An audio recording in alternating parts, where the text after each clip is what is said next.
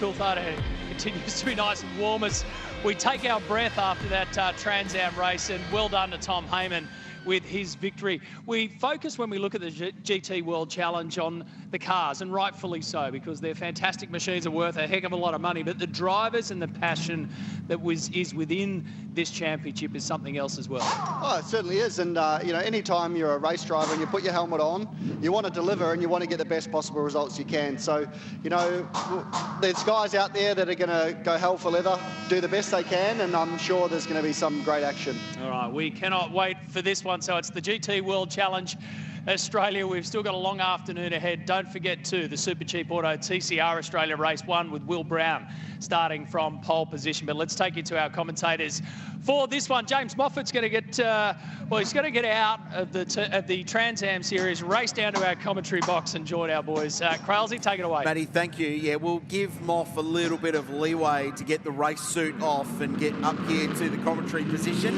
to join us for the Fanatec GT World Challenge powered by AWS. This championship is an absolute beauty, and it will go all the way down to the wire in Adelaide in November this year. But this could be the most critical round of the season. 40 points covering the top 5 drivers in the championship standings, and there's some big names being drafted in this weekend to help the AM drivers get to some championship success. Here's the grid from qualifying 1 early this morning. Liam Talbot did the job in quali and got pole position. He is the championship leader. He's got Garth Tander alongside him. Abu Bakr Ibrahim, one of the 2 princes from Johor Motor Racing 888, alongside Jamie Whincup from second. Hundredths between the top 2. Jeff Emery and Max Hoffer off the second row. Ross Polakis and Jaden Ojeda next. 17-strong field. Watch for Chris Batsios with Josh Hunt alongside. They are very, very quick. A little bit out of position in this race, but Josh Hunt put that car provisionally second for race 2. There is a shootout to come for GT cars tomorrow. You'll catch that live on Stan Sport, which is a new innovation for this championship. But the amateur drivers in what is a Pro-Am formula, if you haven't watched this kind of racing before, one semi-professional or part-time racer in each car, joined by, in some instances, a professional. That's why Garth Tander is alongside Liam Talbot. It's why Jamie Whincup, one of the greatest touring car drivers of his generation, is alongside Abu Ibrahim. And that's why young Max Hoffer, factory Audi driver, and a very, very quick one at that, is alongside a former champion in this category in Jeff Emery. And young Jaden Ojeda will drive with Ross Polakis. But it's the AM drivers who start. It's Renee Gracie in the older model Audi R8 LMS, one of the most successful GT3 cars ever built. And if she wins her class in this race, she will claim the Trophy Class Championship and be the first to lift one of the big trophies of the season. So an hour on the clock, compulsory pit stop halfway through. Fanatec GT World Challenge with the title poised on a knife's edge, and a massive battle between Porsche, Audi and Mercedes AMG. The lights are out, we're underway. Yasser Shahin trying to thread the eye of the needle in the bright green EMA Porsche. He squeezes Ross Polakis out. He goes around the outside of Brad Schumacher and automatically gets 2 spots. Big start from the Porsche. Emery next, then Talbot. And I think the Merc AMG possibly leading. It's busy in the midfield.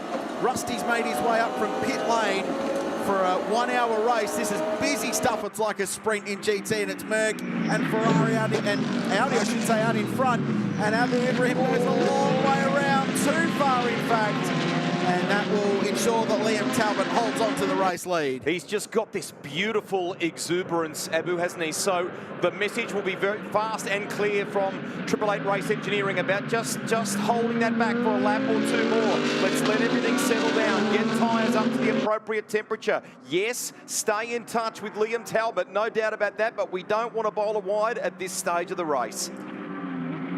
Great pace from Liam Talbot early. He's got so much experience on cold tyres. These Pirellis need 3, 4, sometimes 5 laps to get up to proper operating temperature. Look at Talbot working hard to generate front tyre temp, weaving on the start-finish straight. So Talbot, Ibrahim, Emery and Shahin the top 4. Schumacher 5th. Then Ross Polakis back to 6th.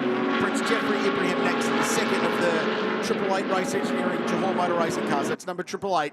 Matt Stupas next in the KFC Audi. Sergio Perez for Valmont Racing and Tagani up to 9th. Ash Samadi rounding out the top 10. Again, Boo, as they nickname him, and the team goes deep. Under brakes down at the end of the back straight here. Looks tidy from Liam Talbot in the Shannon's entry so far, doesn't it? And they have a little bit of margin on Emery, who's now starting to piece together some good sectors. So Emery, so vastly experienced in this type of machinery,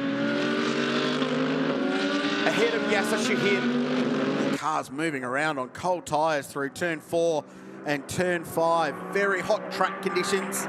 28 degrees ambient at the moment. The track temp approaching 40 degrees. These are as warm conditions as these cars have run in all season in sprint racing format. Liam kicking up the dust, and Yasser Shahin even more so in the OTR Porsche.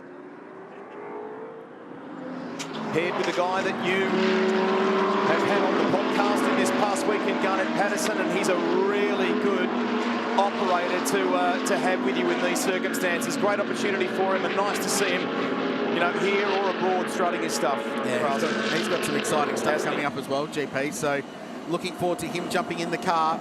But gee, there's some talent in this field. There is a mandatory pit stop, and there's a mandatory pit stop time. So every car has to have a 98-second mandatory stop in this race. However, there are success penalties from previous rounds. So some have a 10-second addition to that, some of them 15. And one of those cars with 15 seconds extra on their pit stop time is the number 65 Shannon's Audi.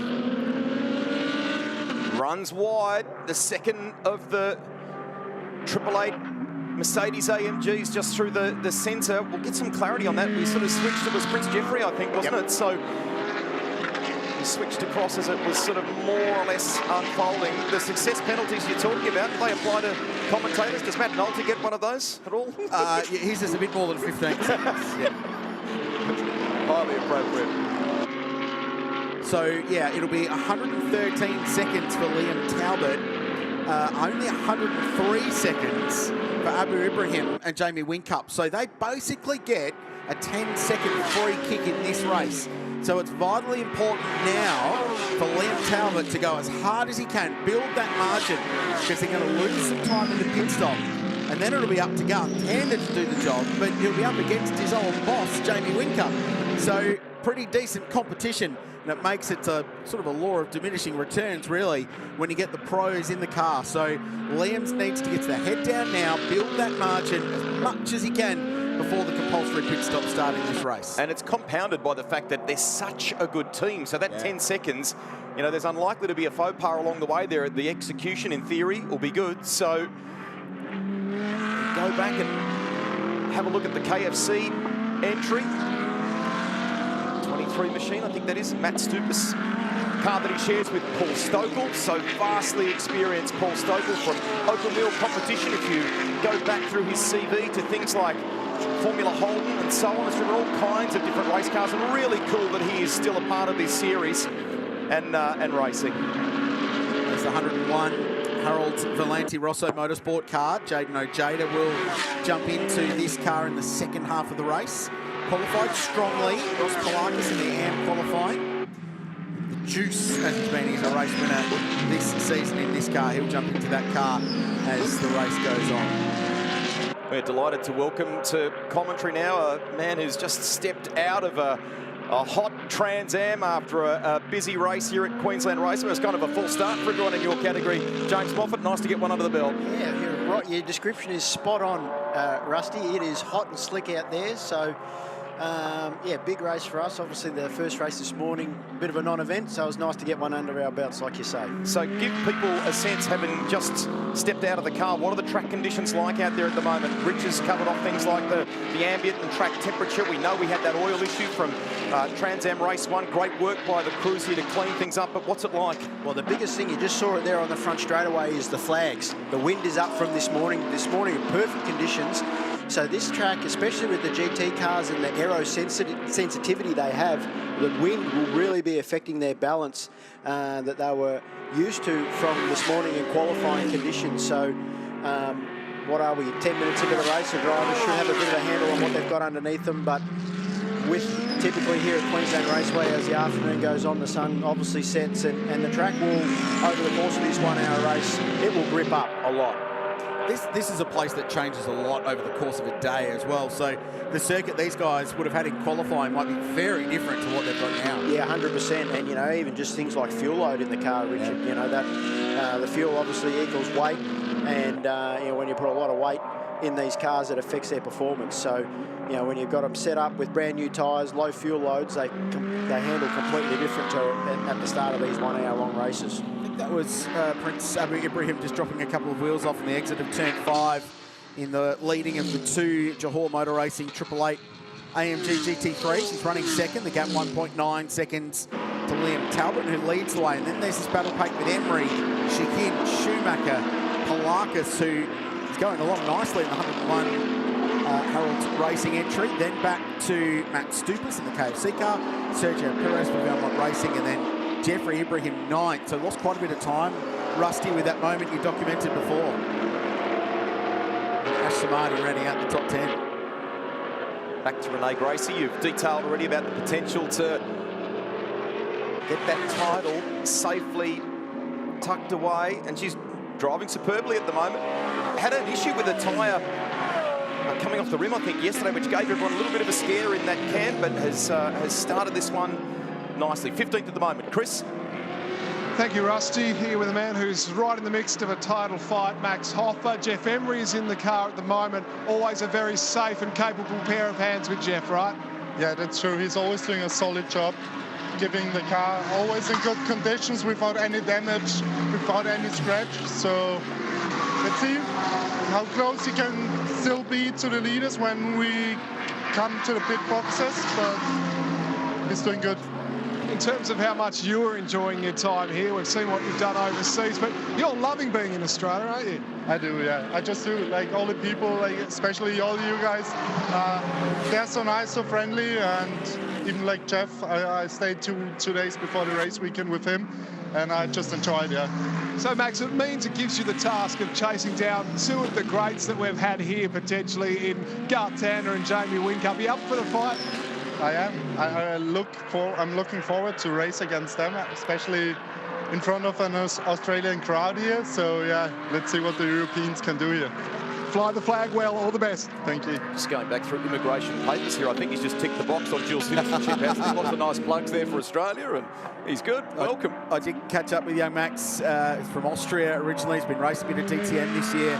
And he said, I spent a couple of days on the Gold Coast. I am now going to move here. He's a big fan. I love it. And yeah, he's become very close to the Emery family, which is great. He's a superstar.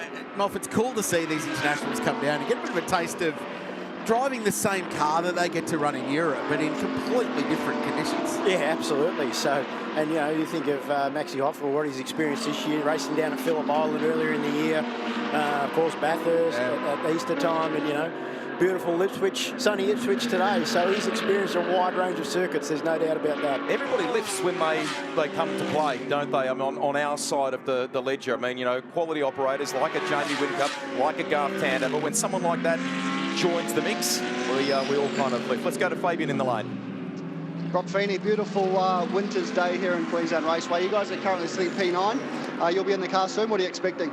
Yeah, obviously, be good to try and, you know, get up a couple of positions. But yeah, Boo's running great in second, so Jamie's in a good spot.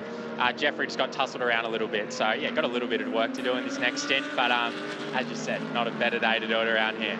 So the supercars are normally quite hot in the cabin. Yeah. On a hot day here at Queensland Raceway, what are these GT3 cars like? Yeah, they're really good. They've got heaps of airflow in the car. So, well, they actually have aircon as well. But we get in trouble if we use that because we lose a bit of power. But yeah, nice and cool in the car. But as you said, it's a pretty good winter's day up here. So we'll have a bit of fun driving around, but I'm sure I'll probably still get pretty hot and sweaty. No worries, all the best. Cheers, thanks, mate. Should say a happy birthday to his dad, Paul Feeney, who had a birthday yesterday. Nice stuff. Great to have the bike racing legend here as a part of all the action at Queensland Raceway.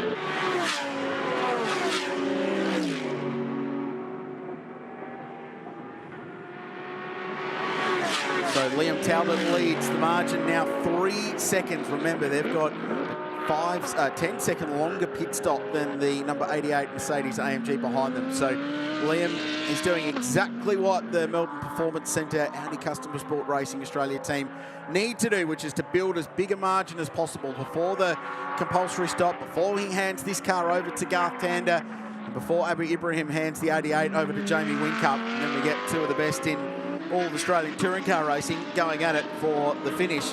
But the car that's in really good shape at the moment is Jeff Emery. Now, Jeff, 6.2 seconds from the lead, but he's only got the base 98-second pit stop time to deal with. So he gets a free 15-second kick relative to the race leader at the moment. So if Emery stays within 15 seconds of car 65, when the pit stop shuffle is complete, he will be in pretty decent condition.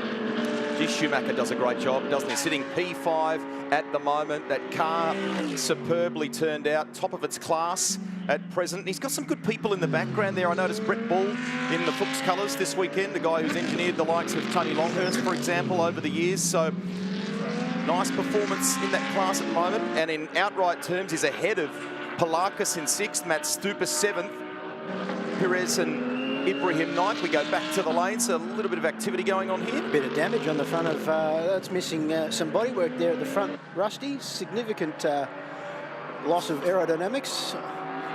It's odd that it's kept the splitter, but the front sort of bar of the car has departed. And I reckon we can see it there on the left-hand side of the front straight. There you go, driver's left. There's the fending piece of bodywork, but you're very right, Richard. That's an unusual thing to see, isn't it? That the front splitters on those Audi, on all of the cars, they've got to deal with a lot of downforce. And we're going to tell you, so it was through turn 6.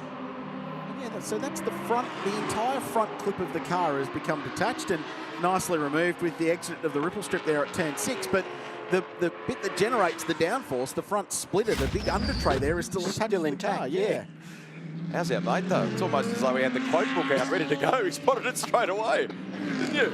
We've got a deal for you. He did well on making sure he didn't leave it on the racing line as well. So a safety car would have ruined the plans of a few of our contenders for this race. Definitely. We go back to the 88. It's Abu Ibrahim. Position 2 at the moment, trails by 3.4 seconds to our race leader, Liam Talbot. So we've started, and Talbot keeps banking, Richard, some good sectors. So he's having a crack here at the moment. It's the fastest we've seen from any car in the field so far, that Shannon's entry through the middle part of the lap. Yeah, you used the safety car phrase, and that is terrifying for everybody at the front of this field right now. They do not want a safety car now. After the pit stop shuffle, 100%. That'd be great for someone like Garth Tander, who's going to lose a little bit of that track position. But right now, a safety car would be very, very bad news for Liam Talbot's race. He has to set the quickest lap with 40 minutes to go.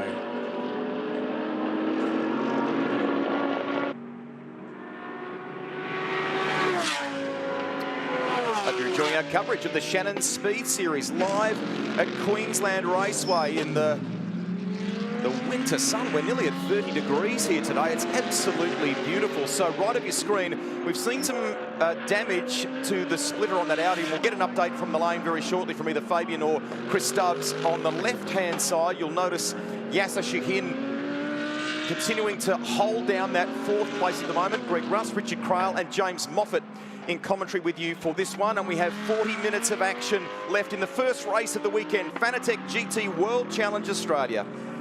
That non-finish from Paul Lucitti in the trophy class Audi R8. Front damage to the front bumper and splitter. You can see it stranded there on the exit of turn 6. That will mean that Renee Gracie will wrap up the trophy class championship now. She can't be beaten for that title. Needed to be 75 points in front after this race, and was 78 coming into it. So that will hand the trophy class championship to Renee. Unofficially, of course. Never official until the end of the year, and you actually get the trophy in your possession as the pro drivers start to get themselves ready. So we're not far away from the pit stop window opening, and young Brock Feeney will plug himself into Triple Eight race engineering car. Moff, what's impressed me about young Brock? Yes, he's been great in the supercar and he's in a very good team environment, but what he's done in GT3 cars has been spectacular. Amazing at the 12-hour, awesome at Mount Panorama at Easter this year. He ticked a lot of boxes in these cars. Yeah, you took the words out of my mouth. His drive at the 12-hour was phenomenal. You know, he really took the team leader role, if you like, over his fancy teammate Shane Van Gisbergen, and that's no mean feat. Everybody knows that. So it just goes to show these young guys, they're driving more and more often, diversifying what they're doing, and you know, Brock's been, I guess, fortunate that he's been able to do the Asian Series stuff as well as the Australian GT, and he just seems to be going from strength to strength in all disciplines. And you were always good at that, though. You jumped out of the supercar, TCR car, you were fast, now into Trans Am. You've always had that adaptability built into you. I'll slip you that $50 later on, Richie. We've got a shot. Oh, one wide here. Oh, Ross Polakis with a big moment on the exit of 2. 6th place car, Harold's Valenti, SRO Motorsport. So I wonder there if Ross was just pushing a little bit too hard. It's very easy to get aero understeer there off the exit of turn 2. Replay now, so we'll get a better shot of what actually happened. He's just actually a bit wide there, and off he goes, and came back on very aggressively. So just a little lapse in concentration for Ross. He'll just have to clean up his tyres and get back on with the job. How's Jamie Whincup putting the balaclava on before, and at the same time having a discussion with Benjamin Ward, Managing Director of Super Cheap Auto there. So business hat one moment, racer the next. He's getting ready to get into battle, get that helmet on and go racing. Nice to see him doing a bit of that too. But Benjamin, I reckon we can give you the front quarter panels next year, but just let me come back to you on that after my stint. We'll be all right. And just your point on Ross Polakis, they are all pushing extremely hard at the moment. Yasser Shahin in 4th place in the Porsches to set their personal best lap of the race.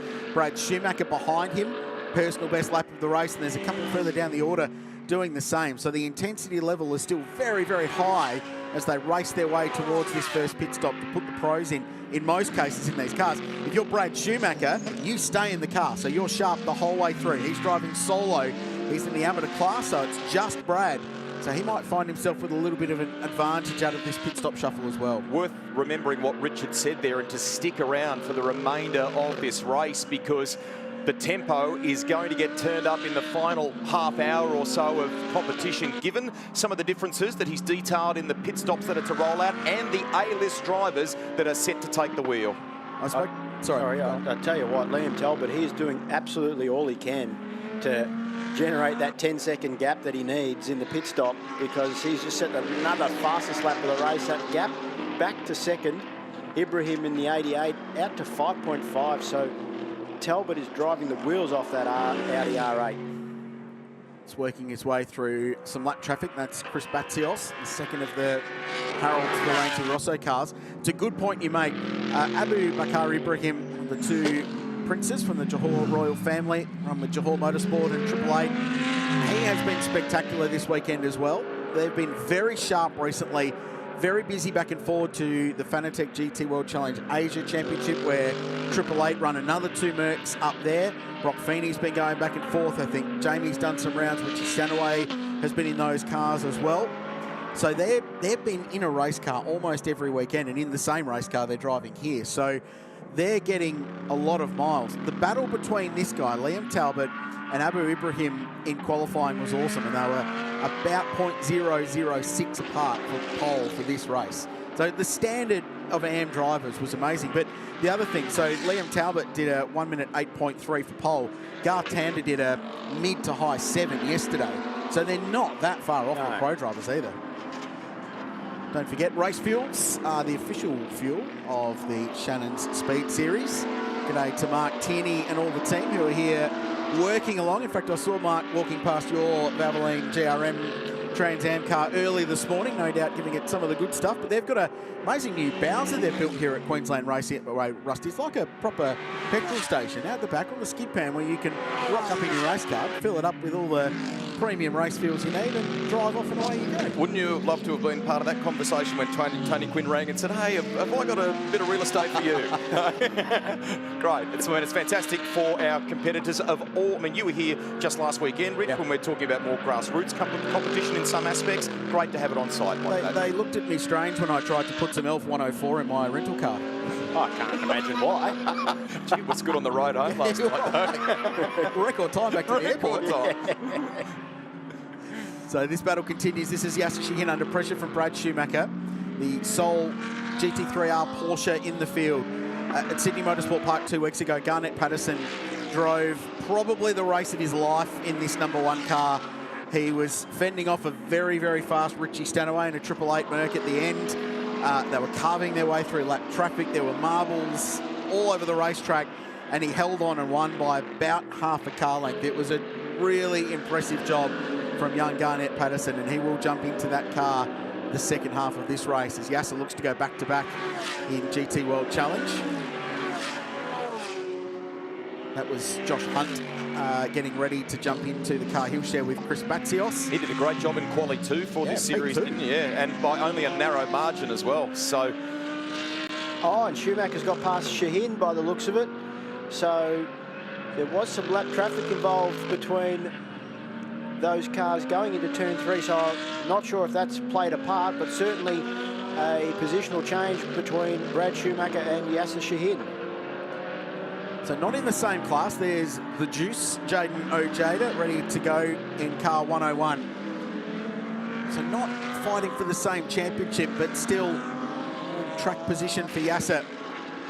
And is that a pit stop for car 101? First car in the lane. So Ross Polakis peels his car down into the Shannon's pit lane to take some service and await the Harold's Volanti Rosso squad. Car 101.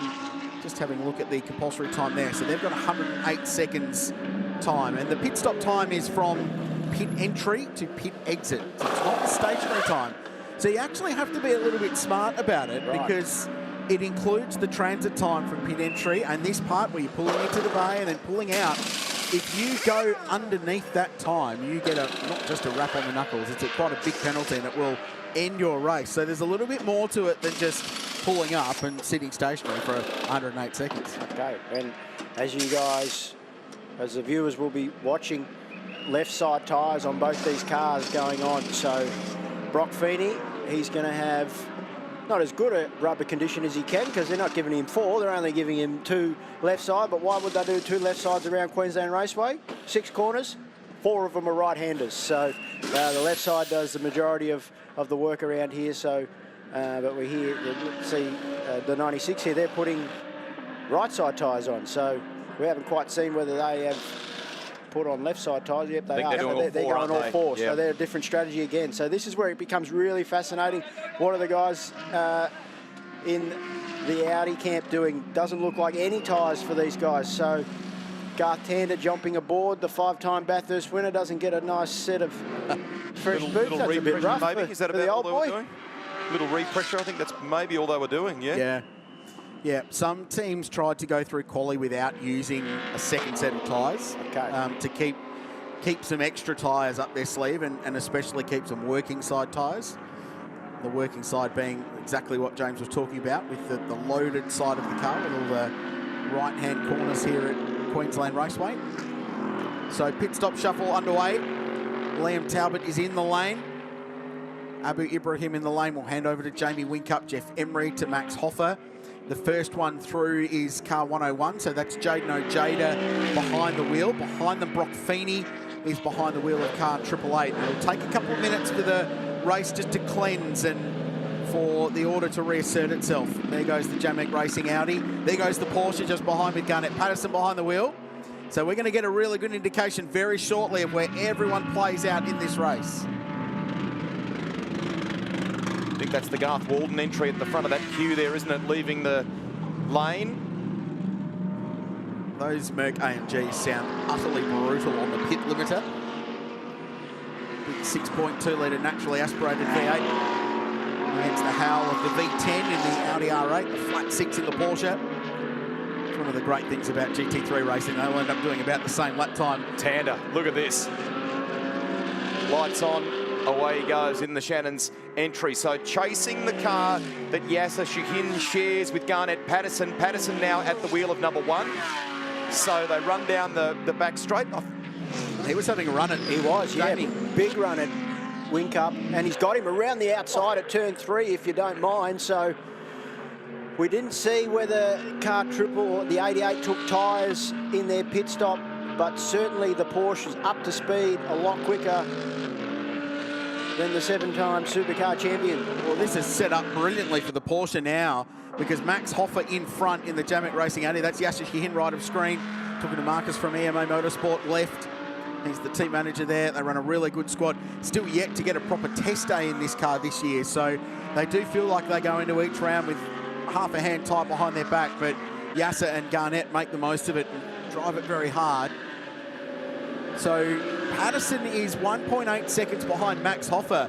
And that could be for the net race lead when all this cleanses out. So all of a sudden, this has turned into a very good day for the Porsche. Clock counting, waiting for the stop to finish for Renee Gracie. She was 10th at that point. Remember, eyeing up the title. Based on what's unfolded so far in this race with the 66 out, it's just a matter of finishing, and she has not put a foot wrong so far in this race. Didn't look like fresh tyres going on the car. I think it may have just been a repressure. We might, boys, actually try and get both Chris and Fabian to give us an update on what they saw in the lane in terms of others that we perhaps didn't cover in the pit stop activity and what they did as far as tyres were concerned.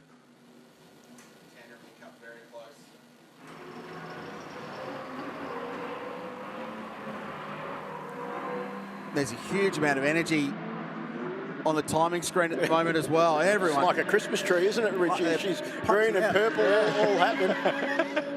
So we'll pick up the leaders for you. Is that a thing, Christmas in August? Yeah, well, it is when you're racing in such conditions, Rusty, I think.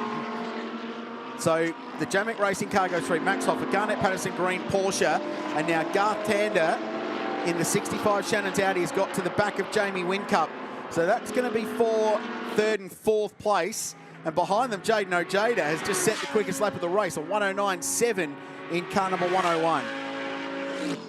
So for whatever reason here, after the pit stop, it's just taken Jamie Whincup a little while to get up to speed. You can see the gap that the Porsche of Garnett Patterson has been able to pull on Whincup, and Tander has ranged up to the back of him and is starting to apply a bit of pressure now also.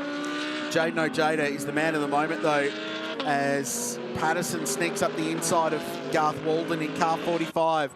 So there's some energy in this race. A few cars yet to stop. Sergio Perez leads the way, yet to pit. Samadhi second, yet to pit. And Darren Curry in the Mark Cars Australia GT car in third. But your net leader, Max Hoffer, everyone is pushing on. The race to the flag begins now in Fanatec GT World Challenge Australia, powered by AWS.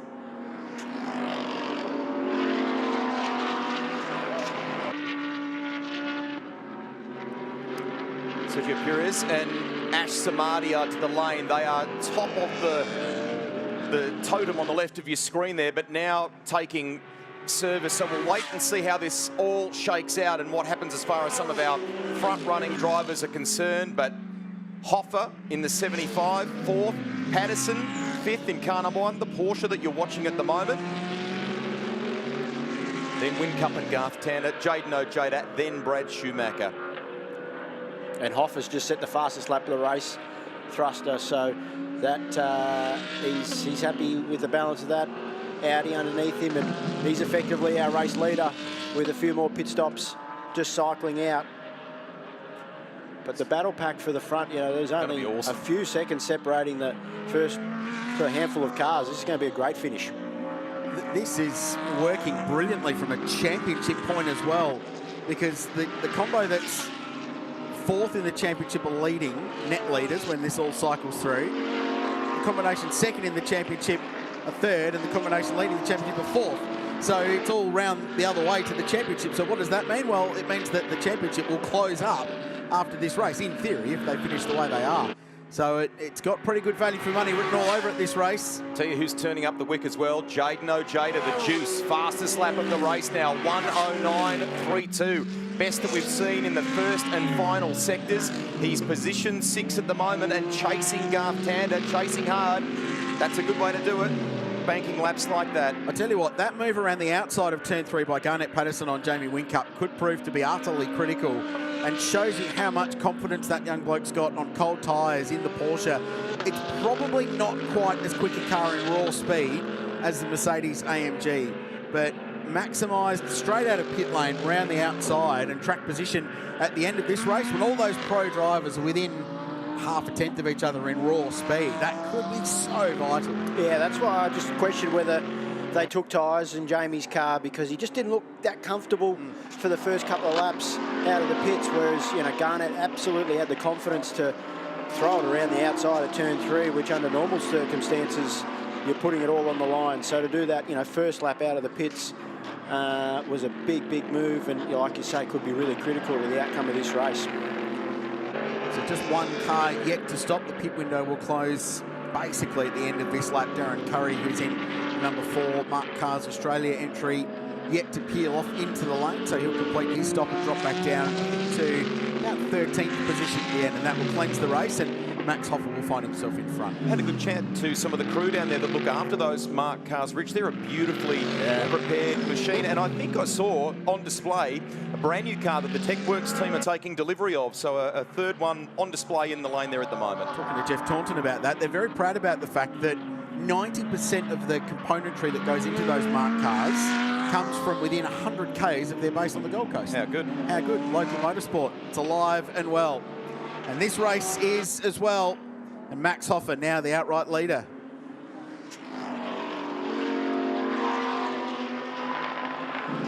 When you're in a mini enduro like this, as we see the car, I think that is a Curry car number 4, the last of our majors to complete a pit stop, will then be able to reset the order for you for the final 20 minutes or so of competition. You are watching the Fanatec GT World Challenge Australia. First of 2 races here, live at Queensland Raceway. Greg Rust, Richard Crail and James Moffat with you in the lane, Fabian Coulthard and Chris Stubbs.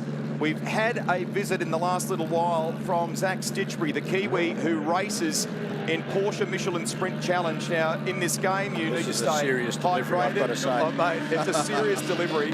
He is very kindly backed by the great Kiwi chocolate makers in Whittaker's, and we have had a serious delivery here, which is excellent. Thank you, mate. Doesn't go unnoticed. Lovely stuff for all of our production crew. Are there any competitors out there that are sponsored by a bottle shop? Funnily enough, that never works for us. Chocolate, yes. Ojeda, the juice, keeps banking the solid numbers, the good numbers. He's position 5 ahead of Brock Feeney, fastest in Sector 1, quickest in Sector 2. He's got the fastest, or did have the fastest lap of the race until Hoffa eclipsed that mark just a little while ago, but now Ojeda banks the quickest again. He's almost into the 1:08s. Chasing. He's chasing Garth Tander. That's his target. Just to go back on your comments with the Mark cars, Rusty, I think if you're going to try and tick 2 boxes with race cars, make them look good and sound good. They tick both those boxes as well as you could. They look and sound fantastic. So full credit to everybody involved with those cars. And unrestricted at Bathurst, they have to run to a lap time at Bathurst at the 12-hour, but when they've done that time in qualifying, they can basically go as fast as they want. The lap time gets deleted. With a pro driver in it, I've seen Will Brown and Nick Percat do it. They'll do 3s at that place. So they're a properly effective little race car as well, and all built basically within a 100K radius of Brisbane and the Gold Coast, which is just outstanding. And Jeff Taunton, who now heads up that operation, having bought it from Ryan McLeod, they've got a lot of cars sold for next year. They're actually going to join the Shannon Speed Series program at Sandown, Rusty, in September. Excellent. So they'll have their own standalone races there, and they're looking for a pretty good field. So they're really cool cars, Aussie designed and built. Looking forward to seeing how they play out. Hey, I've just been crunching the numbers because the way this race is playing out is really good for business when it comes to a championship fight. And my maths aren't particularly spectacular. However, if they finish in the order they're in now, there will be 5 championship points between the top 3 cars in this title fight. It is going to be properly gloves off. I love the way you looked to both Moff and I for assistance there, but it was you're on your own here, mate. Trusty calculation by iPhone there, and that was about it. This is good battle, this one here. So holding down in that beautiful Porsche, Garnett Patterson. You're talking about second place in the green machine, car number 1, but it's Jamie Whincup with all of those titles and successes in supercars. Great to see the boss there at 888 Race Engineering having a steer once again. He's still pretty handy, 3rd outright in this race at the moment.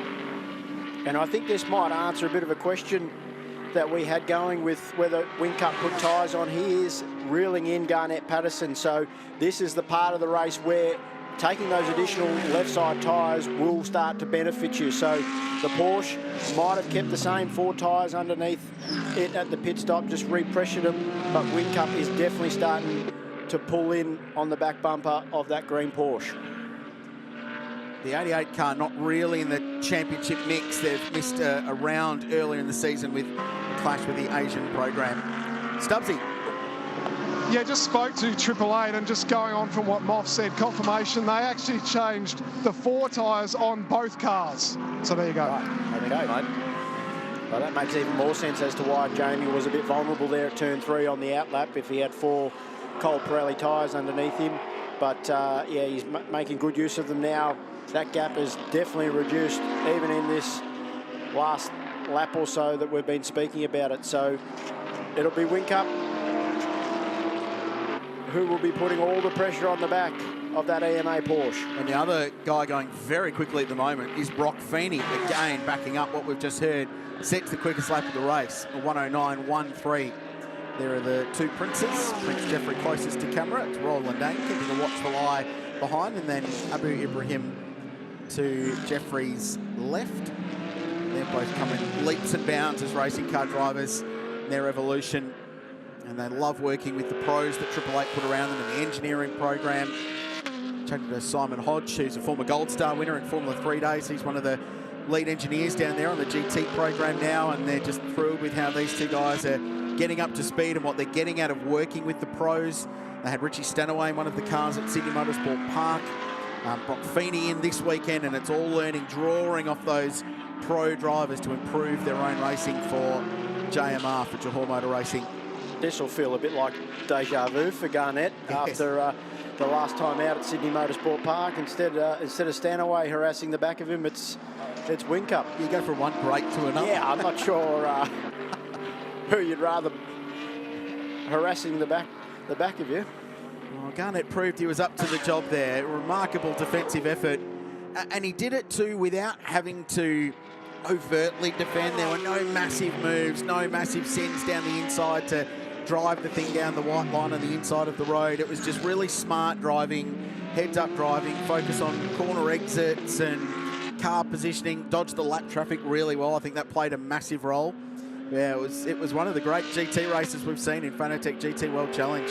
Now, if memory serves, when the Shannon's Audi came in, it didn't look like they threw fresh rubber at it. I think it was just an adjustment of tyre pressure. So that makes Garth Tander's performance and where he is at the moment relative to Jamie Whincup, what is he, only 1.6, even less behind Whincup in 4th place. That's a pretty impressive drive at the moment. Yeah, absolutely. And you're spot on there, Rusty. We certainly did notice that there were no tyres going on that Shannon's machine. So Tander doing a great job, which, you know, is not surprising, really, a man of his experience. We haven't seen him in GT3 this year, so it's good to see the big, tall, lanky Western Australian back behind the wheel. He does a nice job, as always. Helped Yasser Shahin to the championship last year, did Garth, and first GT drive in just under 12 months this weekend. So Max Hopper leads the way, the margin 7.4. All the interest in 2nd, 3rd and 4th.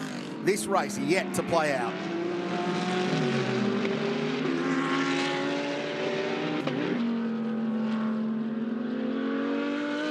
It is building to a cracking final 15 minutes of action. First race of the weekend for Fanatec GT World Challenge Australia. The green Porsche, number 1, you can see on screen, Garnett Patterson at the wheel. In behind him, Jamie Whincup at the wheel of the Mercedes AMG, and that is the fight for 2nd place. It's a feisty, it's a good one at the moment. Race leader Hoffer has 7.8 in the pocket, but I tell you what, Rich, he has not been afraid to go just fractionally beyond the limits of the track. He's pushing. Yeah, they all are. A little bit of lap traffic there for Garnett Patterson, but he was decisive under brakes. Garnett's done quite a lot of racing in Europe in LMP3 competition, a bit of Asian Le Mans and an LMP2 car as well, so he's quite experienced at negotiating slower cars in a faster vehicle. And he showed that in how decisive he was in getting by that marked car. But he was held up through turn 5. There wasn't hesitation. Opened the door a little bit for Jamie Whincup. What a great demonstration of the marked car versus the Audi then. Yeah. Tandem was hoping with everything he had that he could squeeze a fraction more from the Audi. There was nothing between them, side by side down the chute. Love it. He's driving well, Garth Tandem, matching the two guys in front. Basically 10th for 10th at the moment in terms of lap time, despite not putting new tyres on the Shannon's Audi. This is about a point-scoring exercise for Liam Talbot, who led the championship coming into this race. Garth was, how can I say it, typical Garth in his assessment this weekend. He said, oh, I'm pretty rusty. I haven't driven these cars for a while. Haven't done much racing for a while. Went out, second practice session, bang, into the 7s. Was a 10th off the quickest time. No problems. Yeah. Right back into it. Certainly doesn't mind talking it down, does he, Garth, on occasion? But he's doing a great job. Isn't he? He'll be in a Porsche Carrera Cup car next weekend, which is cool, and then he'll suit up in the Enduros for Penrite Racing. So, Richie, them not taking or electing to take tyres in the pit stop, does that possibly give them something in their back pocket tomorrow? I think it will. It might give them an advantage. So some teams in this category, you can throw everything at one race. So you put all your good tyres into one race, maximise the race where you feel like you've got the best opportunity to get a result. And remember, tomorrow's race, the pro drivers start and then the AMs finish. So some of them will want to keep a good set of tyres for the AM to finish tomorrow's race. So I wonder if that's what Audi Sport Racing Australia have done. All right, Garth, you can battle through. You've got the ability, you've got the experience to do it. We're going to make sure Liam has got something to fight with at the end of tomorrow's race. So it's about playing that long game, whereas if Triple Eight have thrown 4 tyres at their cars, they might be making sure that this is the race they need to maximise by burning through more of their new tyres today.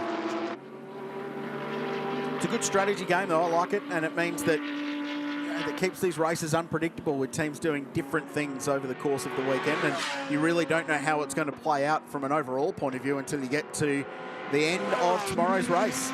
Max Hoffa continues to lead. The margin now 8.6 seconds.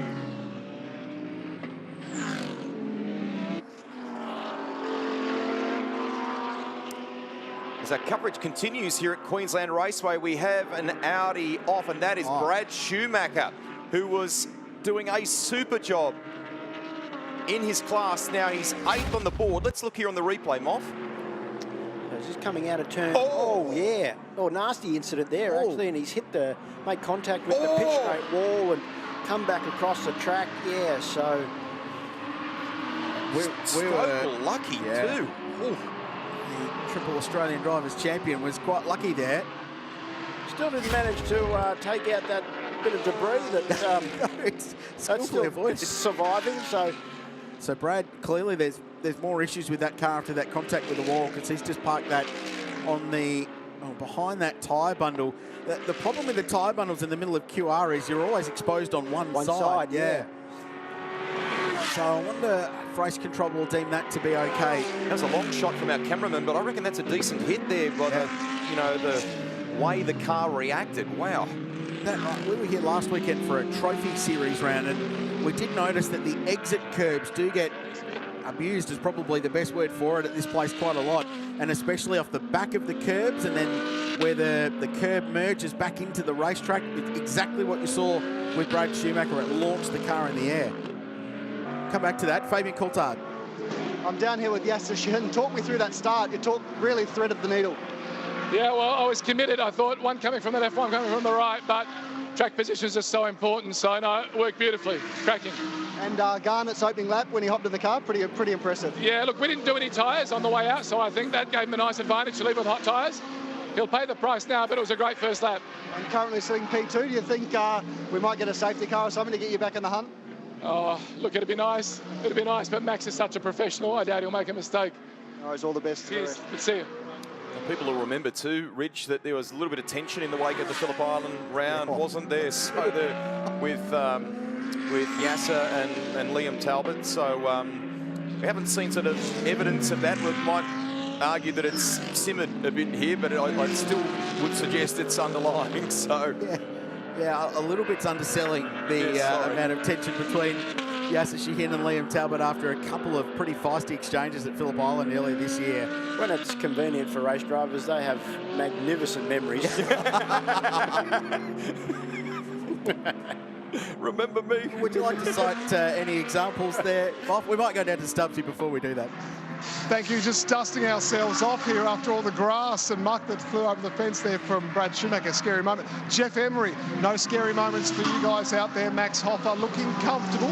What's the read on how he's progressing? Yeah, look, the track's a bit skatey out there at the moment. We sort of struggle with a bit of oversteer, but all in all, the car was really good. It was solid enough to get us in the pits at the right time to get a good overlap. So very happy with the stint, yeah. Jeff, can you tell us in terms of tyres, what sort of strategy, what's your plan here for the weekend? Because there's a few variations up and down the lane. Oh, so you want us to give away our secrets there? Well, what I can tell you is we've got plenty of tyres for tomorrow. Okay, cool. So we get what you're doing. All the best for the afternoon. No worries at all. Thanks, guys. We'll move on past Jeff because Liam Talbot just happens to be standing here in the background. Liam, we've got one of the best out there at the moment in Garth Tan to talk us through how the race is coming to you. Yeah, I mean, we won the last race, so that's mega with Fraser Ross, and we get penalised by 15 seconds, so obviously trying to push as much as we can, but then we have to go backwards with an extra 15 seconds in the pit stop. But, you know, we've come out in fourth, anything could happen. Cars crashing left, right and centre, who knows? Like, obviously that means for the next race we'll get a bit more of an advantage, so we'll see. We have a tyre advantage in the next race. Are you saving them, keeping them up your sleeve, some fresh ones for tomorrow?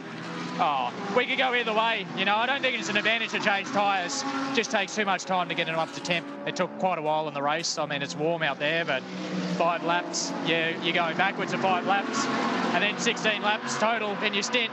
You're not going to overcome that 5 or 6 laps, so no point. Made some good points again for the championship today by the looks. Good luck for the rest of it. Thanks, guys.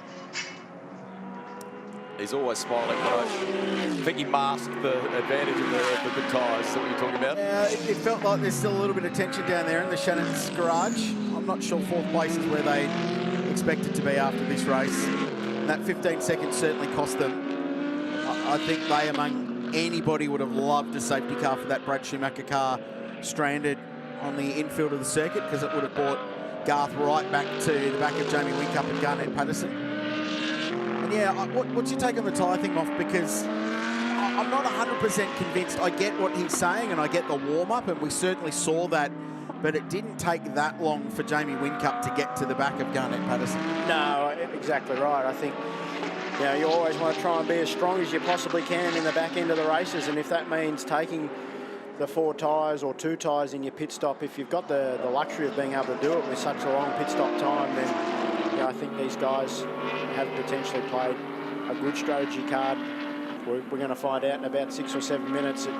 It has been evident that Jamie's been able to get up onto the back of Garnett Patterson, but he hasn't really been able to do much more with that. So, you know, catching is one thing, passing is another.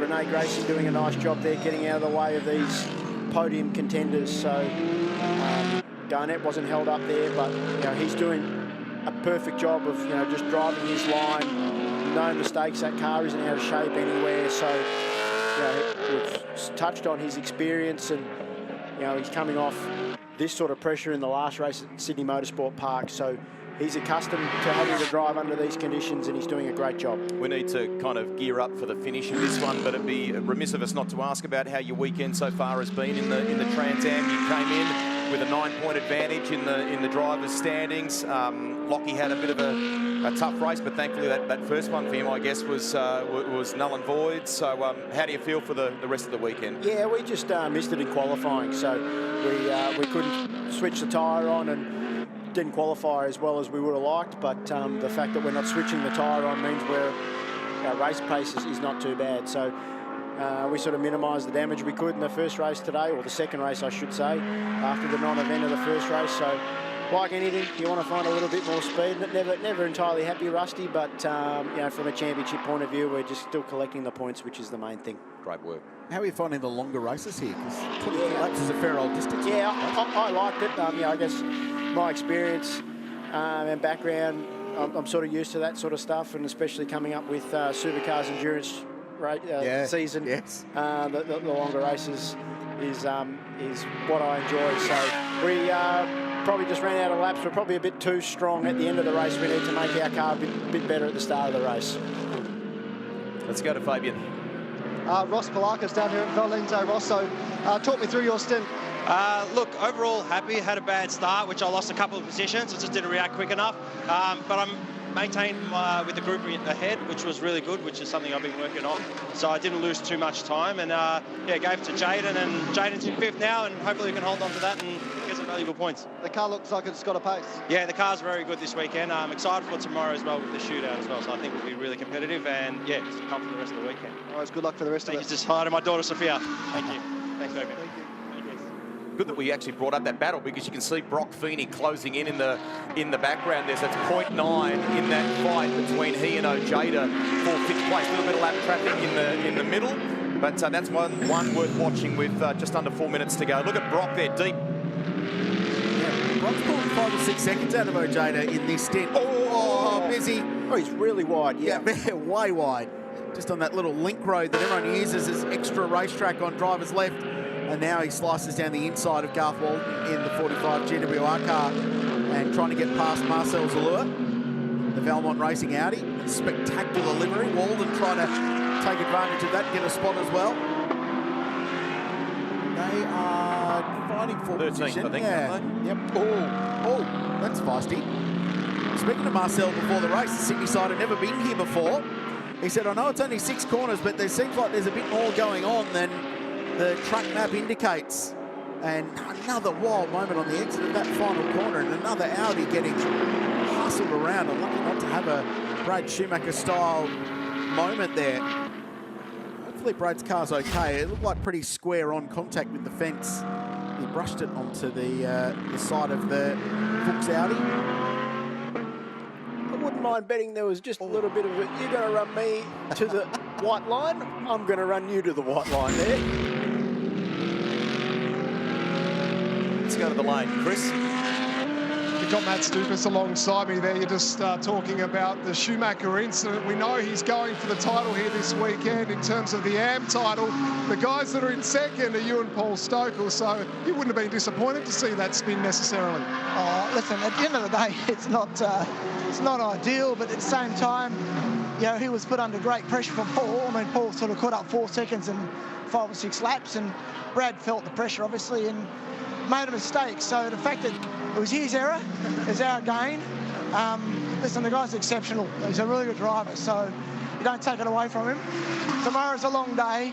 We need to improve our car. I mean, neither of us are happy with the car today, so it was really difficult to drive. It was funny, on Friday the car was stunning, and then we made a change overnight, and we need to go back. So we will.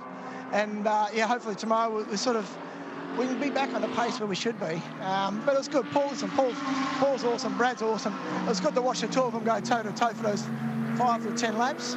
Yeah, it's good. So it means, you know, we need a good, clean day tomorrow. I mean, obviously, we will have a time penalty of 15 seconds. Brad will have none. So I presume Brad will be first tomorrow. We'll probably be second tomorrow, which means, you know, obviously we get the round win.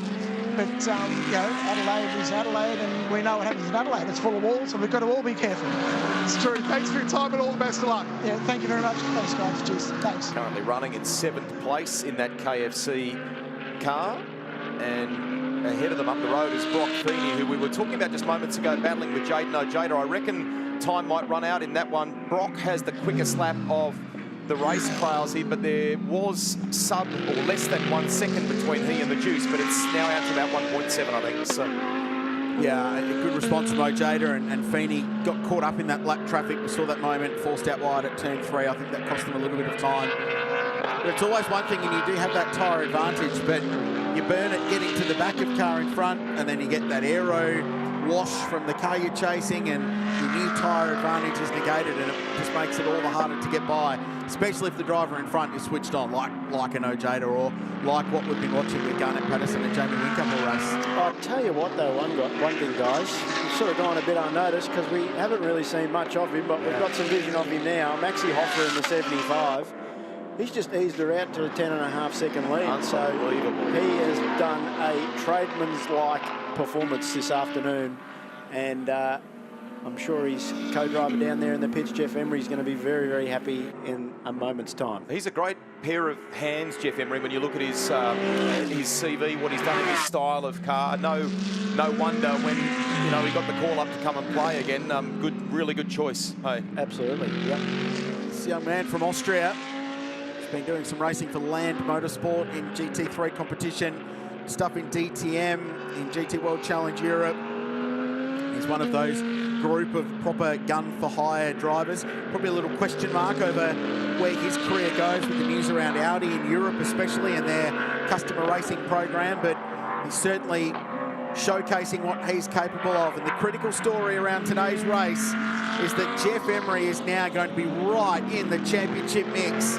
It has been an emphatic performance for Jeff Emery and for Max Hoffa. They're going to win race 1, round 5 of Fanatec GT World Challenge Australia in stunning style. And how about the fight for the final step on the podium? Patterson versus Whincup, 2 rounds in a row. The Porsche driver holds off a gun in a Mercedes AMG. Tremendous driving by Garnett Patterson to know that Whincup with that rubber, with that car, was just hounding him for lap after lap. We heard from Patterson's co-driver in Yasser Shahin and what they did tyre-wise at the stop. So that's a great piece of driving from Garnett Patterson, isn't it? Yeah, super job there. So well played to those guys for, I guess, taking the gamble with not changing tyres in the pit stop, and that paid off for them. So second place in this race. So Garth Tander gets home in 4th place ahead of Jaden Ojeda. And Renee Gracie should have wrapped up the title in the process in her class. We'll confirm that for you. Our thanks to James Moffat for driving by. Thank you, boys. And joining us in Pleasure commentary. as usual. Go well tomorrow and continue to do a super job on the call, mate. Thank you. Thank you very much. So here are your race results for Fanatec GT World Challenge powered by AWS. Race 1 of the weekend. Another ripper to come your way tomorrow. Emery and Hoffa do it from Shahin and Patterson. Ibrahim and Whincup round out your top 3, and a great drive by Garth Tander along with Liam Talbot to bring that Shannon's Insurance entry home 4th. This championship is so well set up. There is only a handful of points behind the top 5 now. Josh Hunt dragged the 102 car up to 11th in the end in front of Ash Samadi. Saw the battles there with Garth Walden in the fight. So what a drive, what a cool race. Audi, Porsche and Mercedes AMG on the podium there. Super Cheap Auto, TCR Australia, just 18 minutes away, folks. This is going to be a huge, huge race. But while we have a break, our friends at Shannon's have got a great display here at Queensland Raceway, and they've got a great competition going on as well. Check this out. Are you a motoring enthusiast? Shannon's are giving you the chance to win a trip for 2 to the 2024 Monaco Historics.